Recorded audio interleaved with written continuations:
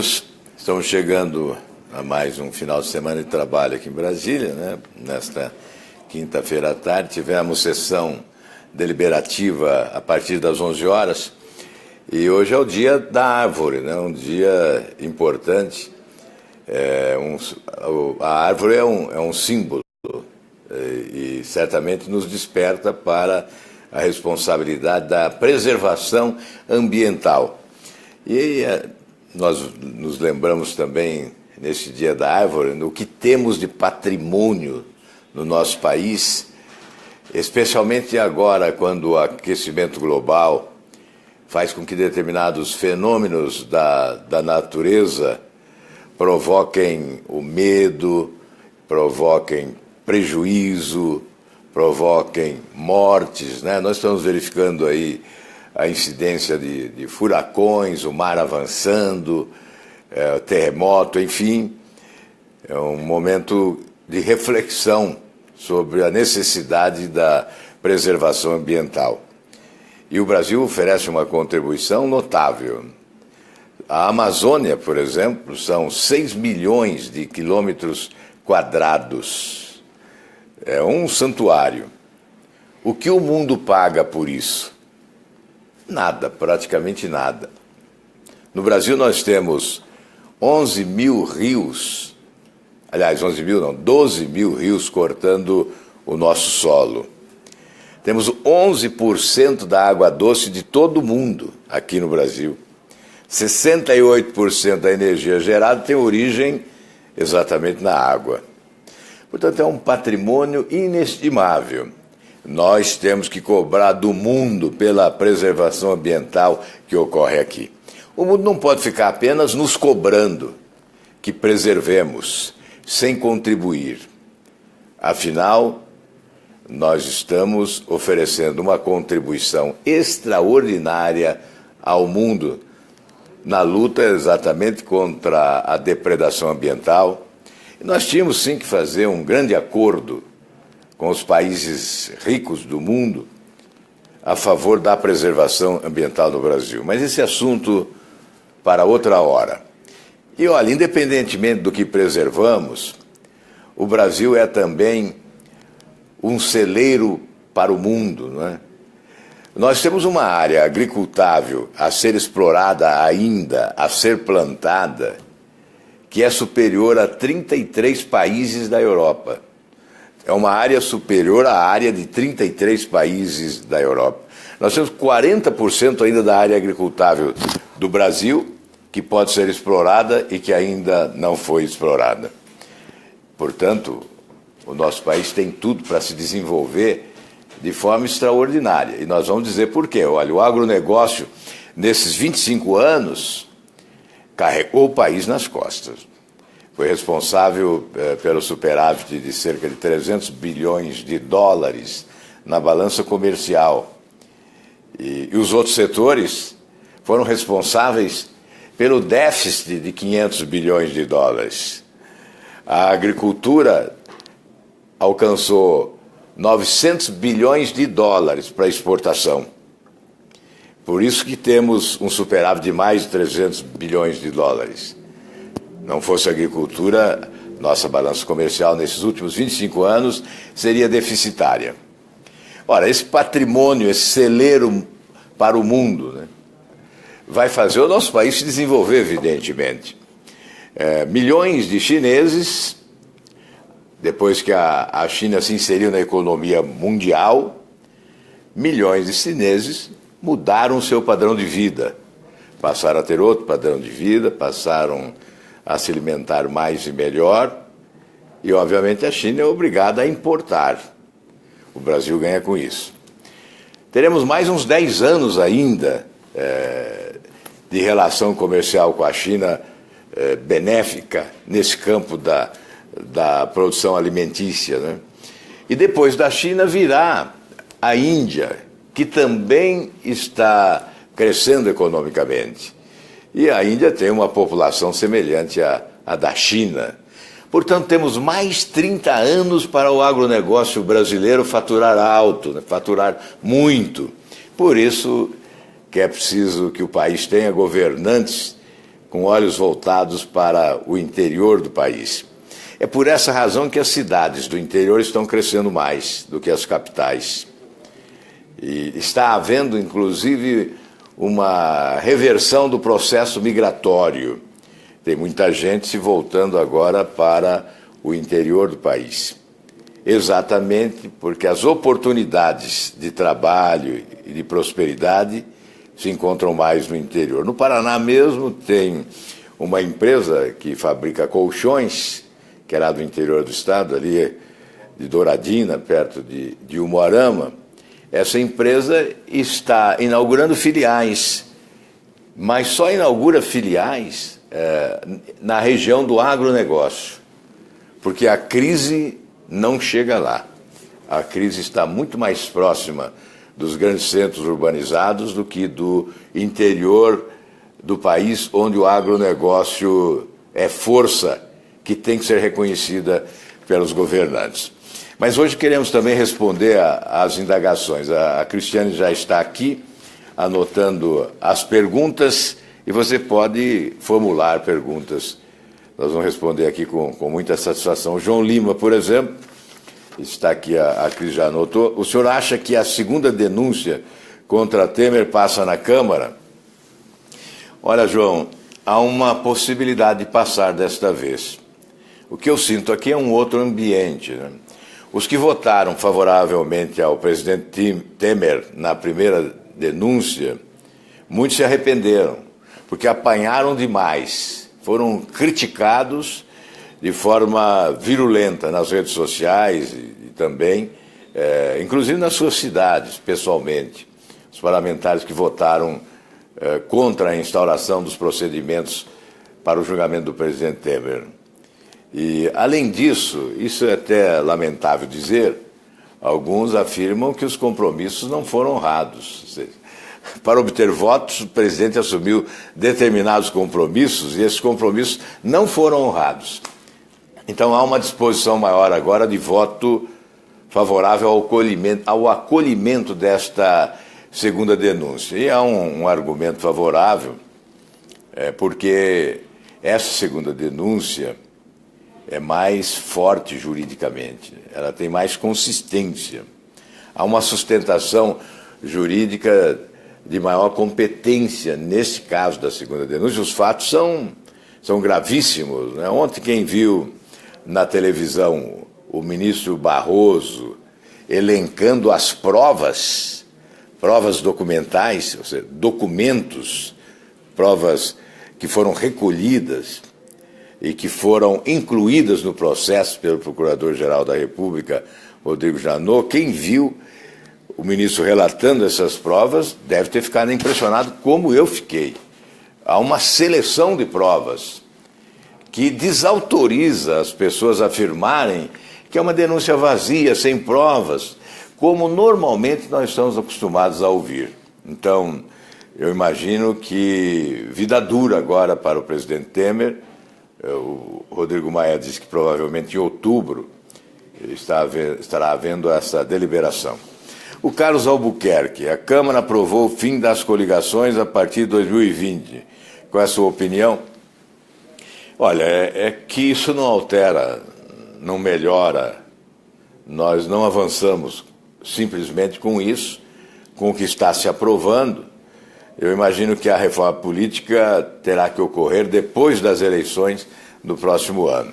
O que se faz agora é apenas um arranjo na legislação eleitoral, visando as eleições do próximo ano. Depois nós vamos ter que voltar a esse tema da reforma política, mas para conferir ao país um modelo político mais competente do que atual, porque é uma das razões dessa descrença generalizada, né, do desgaste das instituições públicas, especialmente no campo da política, né? Os poderes executivo, legislativo e os partidos políticos, os políticos de modo geral. Então o desgaste é grande e esse modelo político certamente é uma causa central responsável por esse desgaste. O Juraci Luiz, e as propostas de reforma política no Senado vão prosperar? É como na Câmara, o Senado ficou aguardando a deliberação da Câmara, o tempo passou e nós estamos agora em cima do laço, né, como se diz popularmente. Na próxima terça-feira, o Senado deve deliberar sobre a matéria e nós estamos aguardando também o que virá da Câmara. Portanto, vai ser no último minuto da prorrogação desse jogo é que vamos ter o balanço final com a aprovação de alguma coisa em matéria de reforma política. A Gessi Nascimento, a CPI da JBS vai dar em alguma coisa? Não, não dá em nada. Quando se instala uma CPI e o presidente da República comanda o processo, embora clandestinamente, de forma discreta e sigilosa, e impõe as ordens, obviamente é uma CPI destinada ao fracasso do ponto de vista da investigação. O que se aproveita é divulgação. Então trata-se de uma encenação diante da sociedade.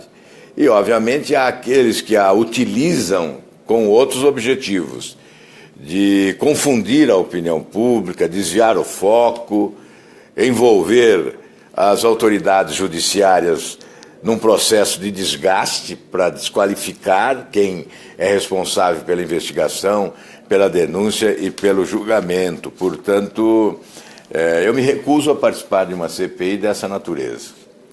O Leonardo Camargo, o senhor acha que a nova procuradora vai dar prosseguimento à Lava Jato? Eu não tenho dúvida.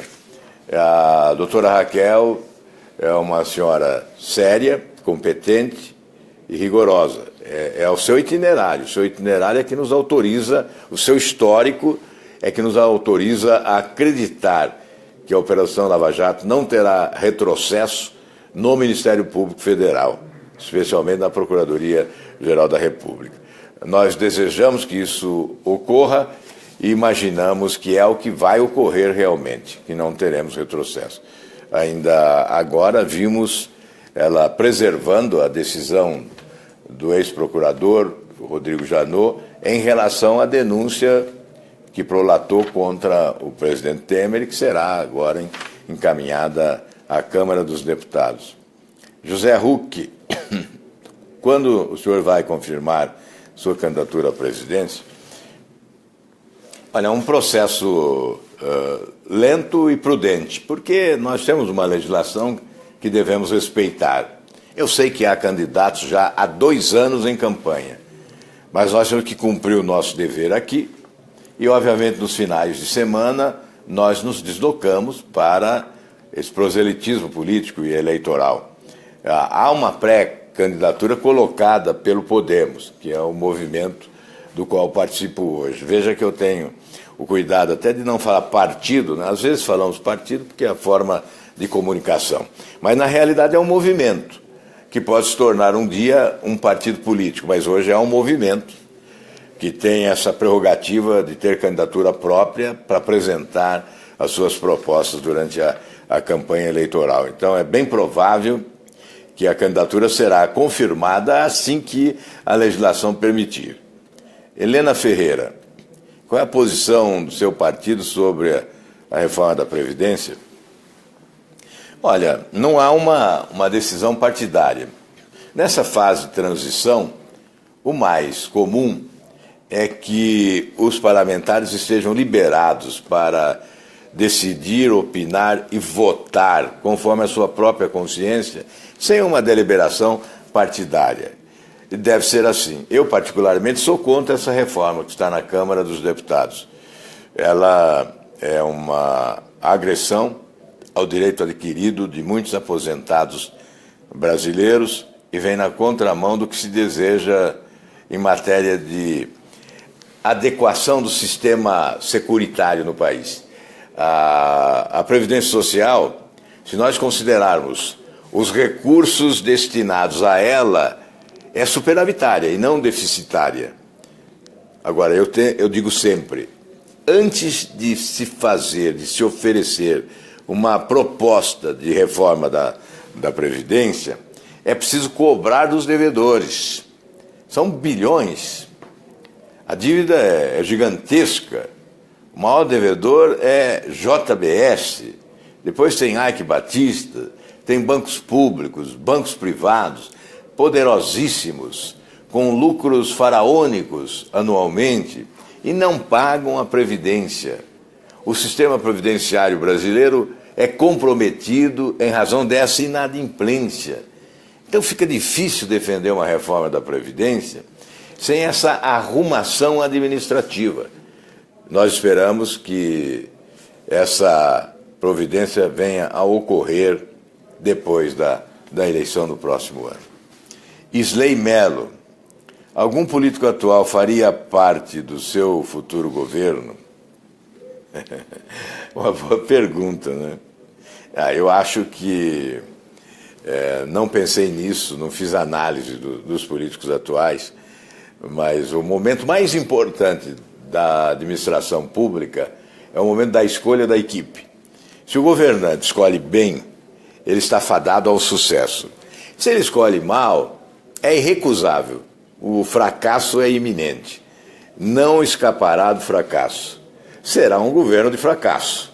E o povo brasileiro detesta o fracasso, repudia o fracasso. Portanto, é essencial escolher bem. E escolher em função de determinados critérios. Probidade, item número 1.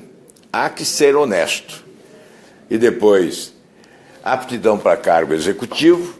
Há políticos que não possuem essa aptidão para o cargo executivo. Inclusive candidatos à presidência da República que não demonstraram em nenhum momento aptidão para cargo executivo.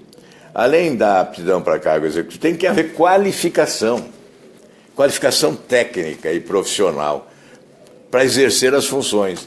A escolha de técnicos qualificados, estabelecendo a compatibilidade com a função que vai exercer. Se alguém é preparado para a área da saúde e não é preparado para a área de segurança, não pode ser incluído entre aqueles que cuidarão da segurança pública no país. Então, essa questão da escolha é fundamental. Nós temos que escolher exatamente em função desses critérios. Se houver a coincidência de que esses pressupostos são atendidos na área da política, se algum político é detentor dessas qualidades ou desses requisitos, obviamente poderá ser incluído. José Piffer, o senhor é a favor do fim do horário de verão? Olha, é uma questão mais regional, né?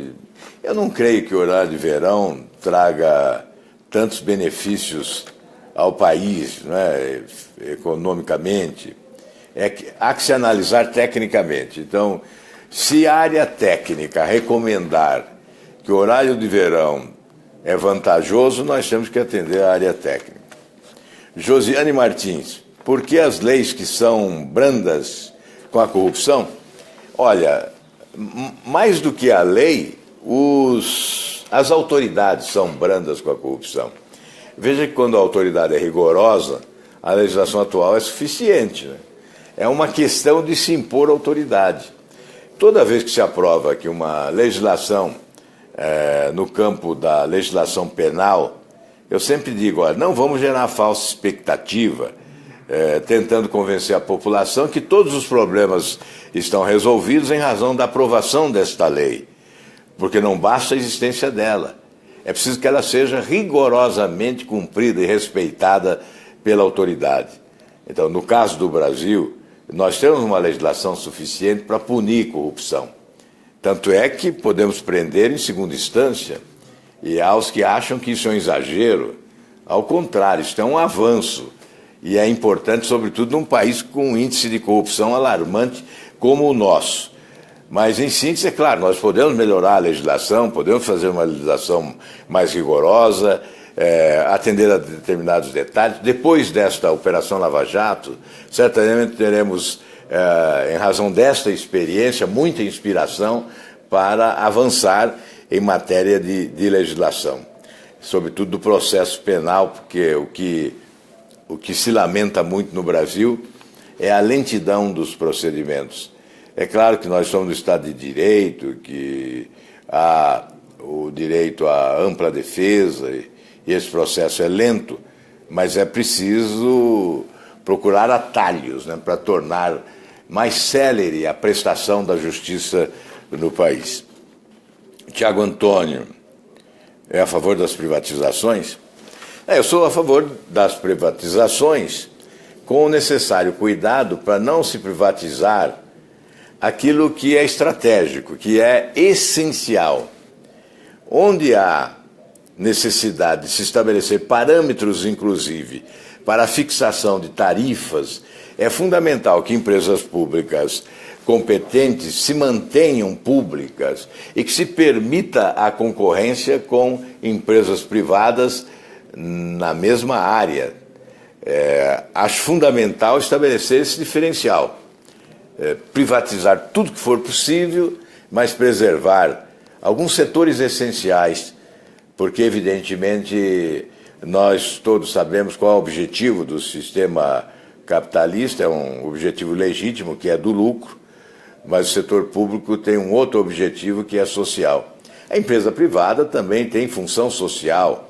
O exercício da função social é fundamental para que uma empresa privada seja também respeitada pela sociedade. Mas, obviamente, o governo não pode, o poder público não pode abrir mão de determinados setores especiais e estratégicos. Tiago Antônio, já respondemos, portanto, a pergunta do Tiago Antônio. João Rossi, onde foram parar as 10 medidas de combate à corrupção? Nas gavetas da Câmara dos Deputados.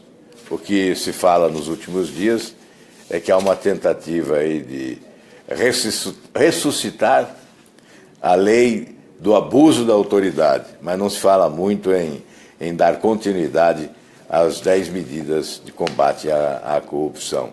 E fala-se também que essas CPIs que estão aí, CPI JBS, CPI BNDES, teria por objetivo alterar a legislação sobre delação premiada. Então, para dificultar as coisas para a justiça e facilitar para os criminosos. Então, nós temos que estar atentos para resistir a essa tentativa. João Luiz, o que o senhor achou do ex-presidente Lula estar liderando as pesquisas para 2018? Mas ele lidera também a pesquisa de rejeição, é preciso fazer a leitura correta. Eu repito, as pesquisas de hoje dizem respeito ao passado, não dizem respeito ao futuro ainda, porque as candidaturas não estão postas. Então, o que fica é recall, isso que se chama recall, que é o resíduo do comportamento anterior. Então, elas são importantes para medir a rejeição. E todos os candidatos que estão postos aí estão com mais de 50% de rejeição, inclusive o ex-presidente. Todos os candidatos postos. Já que me pergunto se eu sou candidato, o meu nome não foi colocado nessa pesquisa. Mas todos os nomes colocados tiveram uma rejeição superior a 50%. Portanto, é isso que tem que ser considerado. Quem tem uma rejeição de 50%, teoricamente não ganha a eleição no segundo turno. Então, de nada adianta estar em primeiro lugar em matéria de intenção de voto, na relação dos nomes que foram escolhidos aí pelos pesquisadores para consultar a população. O Fábio Rosério, o senhor concorda com o voto facultativo?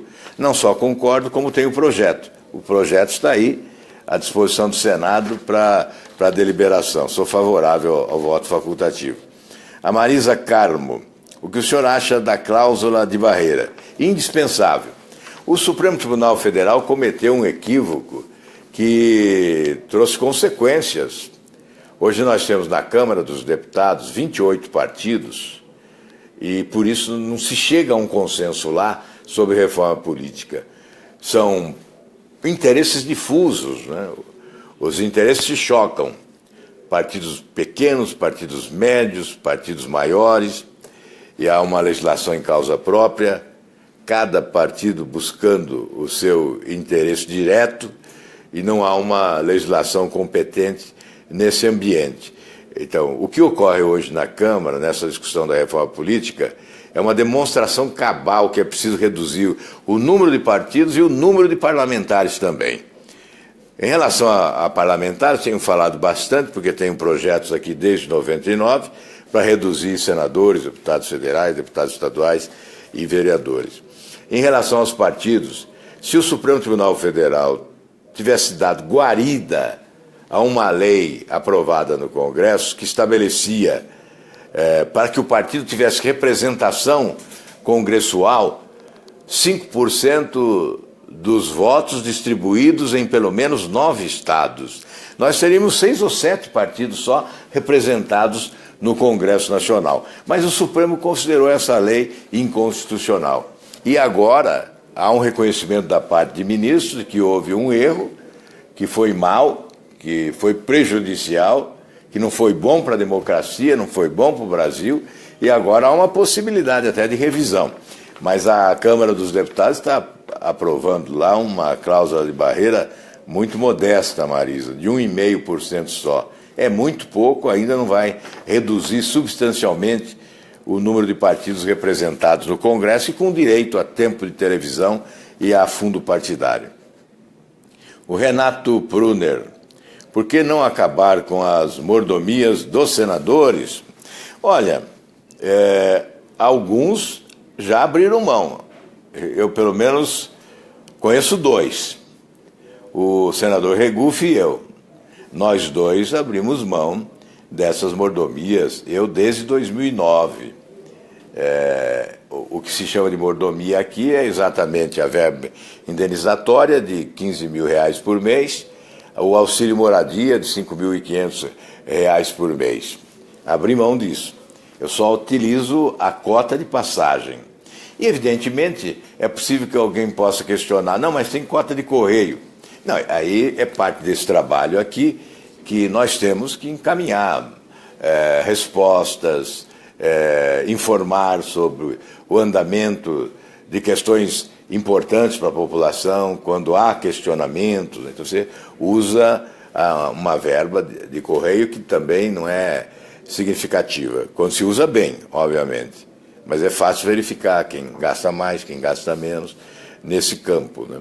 E eu, particularmente, utilizo uma cota, parte da minha cota de passagens, não utilizo toda a cota. Tenho devolvido mais de 1/3 dessa cota todos os anos, né? Então, a economia que eu faço aqui, e se acrescentar também a aposentadoria de ex-governador, que eu abdico, não recebo, já há 26 anos, né? Seriam mais de R$10 milhões dispensados, né, que ficaram nos cofres públicos. É um direito líquido e certo que eu tenho. Todos os outros recebem, mesmo os que não possuem um direito líquido e certo, porque governaram o Estado depois da Constituinte de 88. Eu, como comecei a governar antes da Constituinte de 88, a Constituição estabelecia taxativamente esta aposentadoria, a federal e a estadual. Então, há um direito constitucional líquido e certo que me garantiria receber esta aposentadoria nesses 26 anos. E eu nunca a recebi. E se nós formos contabilizar valores, certamente hoje passaria de R$10 milhões o total acumulado, né, e atualizado. Eu continuo não recebendo. Então, certamente, todos os anos, há aí uma economia de mais de R$1 milhão da minha parte. E, além disso, não vejo que pode ser considerado aqui mordomia, né? A Jaqueline Feitosa, o que o senhor acha dos cortes na educação, trabalho em uma universidade e não há verba para nada? Aliás, Jaqueline, não há verba para nada em área nenhuma, né? A educação fica com 3%, saúde 3% do orçamento. A dívida pública consome 52% do orçamento neste ano. Se nós vamos falar de agricultura, é menos de 1%. Ciência e tecnologia, menos de 1%. Segurança, da mesma forma. E dívida pública, 52% nesse ano. 1,722 trilhões de reais. Os bancos ganham, o povo perde. A educação perde. A saúde sofre. A segurança pública, uma lástima, um caos. Tem gente morrendo nas ruas do país pela violência acelerada. Nos corredores dos hospitais, brasileiros morrem porque não há atendimento, a morte chega antes do médico. Enfim, este é o quadro nacional de desespero. Enquanto não se solucionar essa questão da dívida pública, não há solução para a educação, como você deseja, como nós desejamos. E a solução da dívida pública depende de um presidente da República que não seja refém do sistema financeiro, que não seja refém dos bancos, porque eles ganham muito com essa dívida pública. E só esse ano, eu estou repetindo, 1.722 bilhões, parte é pagamento de juros, serviços e encargos. E para essa rolagem, o governo lança títulos, que são adquiridos pelos bancos. E é aí que eles ganham horrores. O saldo cresce, né? O balanço é cada vez mais positivo para os bancos e negativo para o povo brasileiro. Só um presidente que não seja refém do sistema financeiro e que tenha credibilidade para chamar credores, renegociar as dívidas, alongar os prazos, reduzir taxas de juros, só assim nós teremos solução para os outros setores essenciais para a população brasileira. Nós temos mais indagações, mas o meu tempo se esgotou. Eu quero agradecer a sua participação, agradecer também a Cláudia, o Jabson, aqui as perguntas estão anotadas, o Iranildo, o Valmir, o Alain Machado, a Marisa Carmo e o Neu Miranda. Em outra oportunidade nós vamos responder, o meu prazo aqui terminou. Eu quero agradecer e desejar a todos um belíssimo final de semana. Que Deus os proteja sempre. Um grande abraço.